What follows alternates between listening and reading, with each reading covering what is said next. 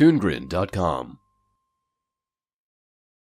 Screw Casper!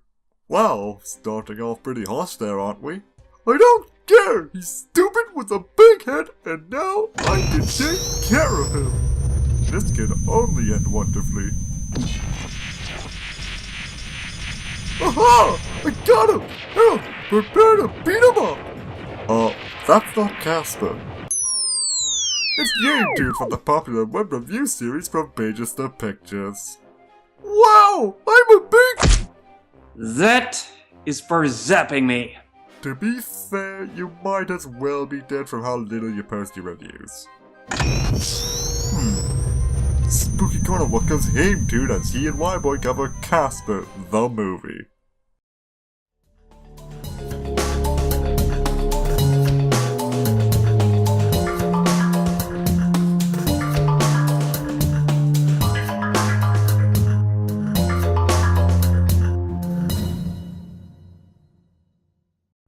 Hello everybody, welcome to Spooky Corner once again with my special guest, Jaimetud. Say hello, James. Tonight's broadcast is brought to you by, candy corn. Here, let me help you to finish it. Well, that was odd. But today we're looking at something even odder, but more friendlier, Casper the Friendly Ghost. So James, what is your, opinion of Casper as, a whole franchise sort of thing? Well, it's kind of interesting. I watched the cartoons when I was a kid. I used to have some of the public domain comic cartoons on VHS back when I was a kid. I watched those pretty regularly. So I never read the comics, and I did not have TV a lot growing up. So that was pretty much my only source, and I think it was a good introduction to the character. Yeah, for me, I didn't really, get into Casper all that much. I've mostly just seen it, the movies and all that, even though, I never watched movies, I just knew that they existed. The only thing Casper I really, watched was the comics and then Casper's Scare School. Oh. But today, we're talking about the live-action adaptation, Casper 1995. And the story is this, where this rich and greedy daughter named Kerrigan, and she gets this big creepy mansion from her father's will, where she and her manslave Dibs discover that there's a secret treasure hidden inside. They go to find the treasure but are spooked out by Casper and his three uncles. And shifting to Casper's story, all Casper wants is a friend. So he manipulates Kerrigan to hire afterlife therapist, God, Dr. James Harvey, and his daughter Kat to come to the house. Now Casper has a chance to make friends with the living, and Dr. James and Kat have to learn to cope with the passing of his wife and her mother, and now living with pun and reference viewing ghosts in a new house in a new town. So, you know what would have been great is if they hired Michael J. Fox from The Frighteners. Oh, well, they hire basically everybody that has anything to do with ghosts. They bring a Ghostbuster in, they bring in a priest, and I'm sure is a reference to something. That's an SNL character. Sorry, Canada, you didn't get that. No, it's just so weird because, with all these references and all that, I would never have gotten them as a kid. But this movie just spews all of them so fast. The kids would just think, those are just funny faces, I guess. Yeah, they go overboard a bit with the cameos, but I guess when you pitch this thing to celebrities that are at a point in their where they can do just about anything and get away with it, it's a friendly enough franchise to lend your voice to. So maybe that's how they got it. Yeah, very true. I could see that as that sort of draw in for people. And it's also a very sort of simple cameoing movie. Most of the actors, I could feel they put I don't want to be mean, but they put a bare minimum effort into it. You can see some of the strange reactions into it. There was these weird screams, Dr. James Harvey when he first sees Casper, he goes. It just felt very stilted sort of acting sometimes. Yeah, I have to look at that scream and say, you know what, maybe he was trying to be a comic book character or something. But let's move on to the actual characters rather than the references and all that, because that's not where the heart of this movie is. Mm-hmm. What is Casper to us? Casper is a little creep. I just find him so creepy in this movie because the whole story starts off with him just seeing Kat on a TV and saying, like, I want to be her friend now. That's like me looking on, like, America's Next Top Model and seeing one of the models and going, like, I have to be her friend. And then putting everything into motion to, like, where I meet her at a coffee shop. It's like, hey, how could I have known that you have been here? It's not like I've been stalking you or anything. Do I creep you out? Okay, when you look at it from that perspective, it is kind of stalkerish behavior. But what you have to remember, though, is the age group that they're aiming at here. Kids are not necessarily going to look at that sort of behavior and be creeped out about it, even though if they were living, it might be illegal. But it does lead to one of my favorite moments in the whole film. Kat, played by Christina Ricci, sitting down on his bed, and he's waiting there in the closet, and he's like, "There's a girl on my bed.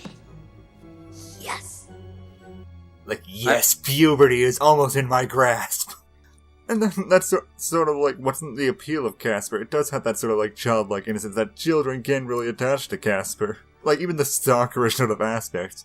You see, he's just doing it for innocent fun. He's not doing it to technically be a stalker, even though he totally is. But yeah, the Casper and Kat sort of thing, I didn't really believe. Like, it felt like a little bit too romantic sort of thing, and that was just getting really weird. You thought so? Yeah, I was fine with it, like, if it was going into, like, the friendship sort of zone. But when Casper says stuff like, "Can I keep you?" like, it feels really like it's trying to push for, like, a romantic subplot. And that was really not needed. Casper wanted friends. That's it. Well, even a friendly ghost has got to, push the line just a little bit, bro. No. Casper is a friendly ghost. He is not a sexual ghost. You just reminded me of something else, actually. This movie does something different with the Casper franchise that I really like, and that's sort of give the character a bit of a backstory. The reason I bring this up is because in previous incarnations, like the 70s cartoon and other stuff that I was binging on last Halloween, because, hey, what do you know, I've got Wi-Fi and a laptop. There are some cartoons out there that feature Casper with his two parents, which raises a few questions, like, what happened here? Did they all die in the same car crash? Or maybe there's another theory that says ghosts are their own beings in this universe, not necessarily spirits. So if that were the case, though, you could theoretically have Casper with two parents and him be a kid ghost who slowly gets older. Yeah, that would be interesting. The movie doesn't really bring a lot of the mythos into it about ghosts and all that. Actually, there was one respectable theory that I think a lot of paranormal investigators do dive into about the afterlife. One thing they do believe is that there is such a thing called unfinished business, and that this movie pimps that out to the extent that it can. Yeah. It mentions that, all the time, and everyone just has business to take care of. It also leads to a few plot holes, which I think... would only be addressed. Should I do a spoiler warning here? Yeah, we'll just do a spoiler warning. I'll have a thing right there. Spoiler warning.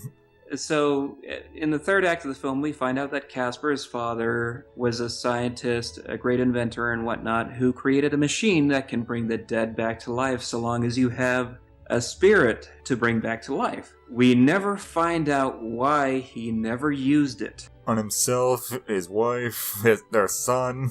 We never find out what happened to him.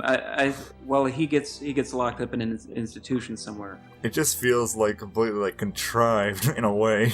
Just have a machine that brings the dead back to life. And what do you know? It works. I have a shrink ray in my attic. Yeah. I've been trying to get that to work for years.